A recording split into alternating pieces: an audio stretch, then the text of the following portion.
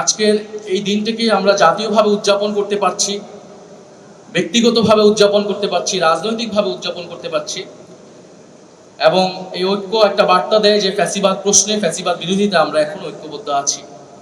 আমাদের এই ঐক্য সুদৃঢ় হবে যদি সত্যিকার অর্থে আমরা জবাবদিহিতামূলক গণতন্ত্র প্রতিষ্ঠায় বাংলাদেশ যে লড়াই করেছে সেই বাংলাদেশকে আমরা তৈরি করতে পারি, যেটা রূপকার, যেটা রচিত হয়েছে জুলাই সনদে, গণভোটের গণরায়ে, যেটা জন আকাঙ্ক্ষা প্রতিফলিত হয়েছে। এবং ফ্যাসিবাদের বিচার, যারা গুম করেছে, যারা গণহত্যা চালিয়েছে তাদের বিচার নিষ্পন্ন করা, সংস্কার বাস্তবায়ন করার মধ্য দিয়ে আমরা এই গণ অভ্যুত্থান দিবস এবং শহীদদেরকে তাদের যে ঋণ, সেই ঋণ আমরা কিছুটা হলেও শোধ করতে পারব।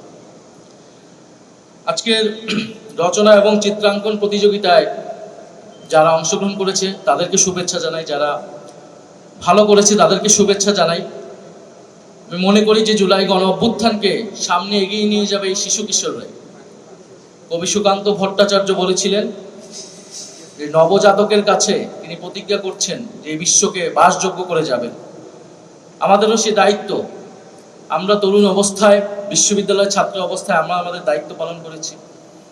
এখন এই শিশু কিশোরদেরকে দায়িত্বশীল হিসেবে গড়ে তোলা, বাংলাদেশের নেতৃত্ব হিসেবে গড়ে তোলা, যথাযথ নৈতিক মানবিক মূল্যবোধ সম্পন্ন নাগরিক হিসেবে গড়ে তোলা, এটা আমাদের সকলেরই দায়িত্ব। এই শিশু কিশোররাই আগামীতে বাংলাদেশকে নেতৃত্ব দিবে, জুলাই গণ অভ্যুত্থানকে ধারণ করবে।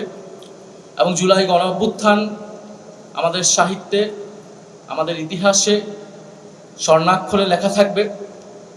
এই ধরনের আয়োজনকে এই জন্য আমি স্বাগত জানাচ্ছি এবং সংসদ সচিবালয়কে আমি ধন্যবাদ জানাচ্ছি।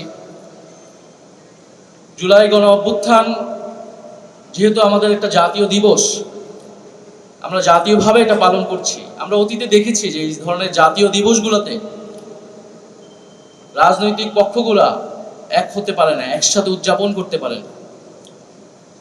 আমাদের এটা একত্রে উদযাপন করা উচিত, বাংলাদেশকে ঐক্যবদ্ধ রাখতে হলে। কিন্তু দুঃখের বিষয়, যেহেতু এখানে জাতীয় নেতৃবৃন্দ আছেন, মহামান্য রাষ্ট্রপতি আছেন, আজকেও কিছু বিবৃতিকর ঘটনা ঘটেছে, মহামান্য রাষ্ট্রপতির উপস্থিতিতে ঘটেছে, সেটার জন্য আমরা সবাই বিব্রত।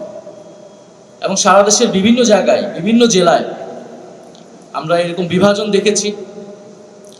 তো এটা আমাদের কারো জন্যই কাম্য নয়।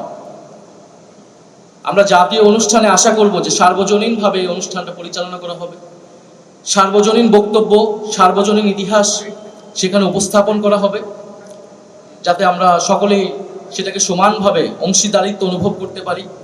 এবং দিন শেষে তো এই জুলাই গণ অভ্যুত্থান জনগণের, সেই জনগণের কৃতিত্ব যাতে জনগণকে আমরা ফিরিয়ে দিতে পারি। কিন্তু যদি এই ধরনের জাতীয় দিবসে দলীয় বক্তব্য, দলীয় ইতিহাস প্রচার, দলীয় ন্যারেটিভ প্রচার করা হয়, সেখানে বিরোধী দলের বা ভিন্ন রাজনৈতিক দলের অংশগ্রহণের জায়গাটা সংকুচিত হয়ে আসে।